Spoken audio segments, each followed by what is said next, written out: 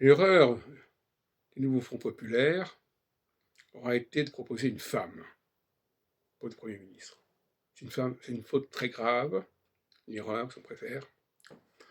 Ça ne pouvait pas fonctionner. Les femmes ne sont pas douées, ne sont pas capables de mener à bien une politique de compromis, une politique où on repense les notions, on repense les concepts, on les retravaille et on trouve de nouvelles connexions, etc.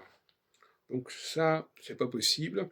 Les femmes répètent des choses, elles n'ont pas la maîtrise de ce qu'elles disent. Elles répètent, elles répètent, elles répètent les consignes qu'on leur a mises dans la tête, les éléments de langage. Ça ne pouvait pas fonctionner.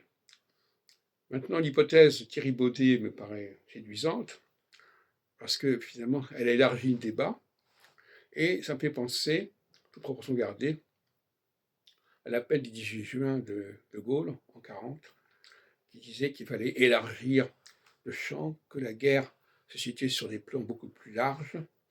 Effectivement, en faisant appel au président du Conseil économique et social, eh bien, c'est une façon de transformer le contexte, d'élargir les problématiques, et donc d'échapper à l'emprise mafieuse, je dirais de certaine manière, du nouveau Front populaire, qui s'est déconsidéré, qui s'est déshonoré par leurs arguments bidons concernant l'idée qu'en France, quand on a une majorité relative, on a le droit d'être Premier ministre. Ça n'a jamais existé, et ça n'existe certainement pas dans un contexte de deuxième tour.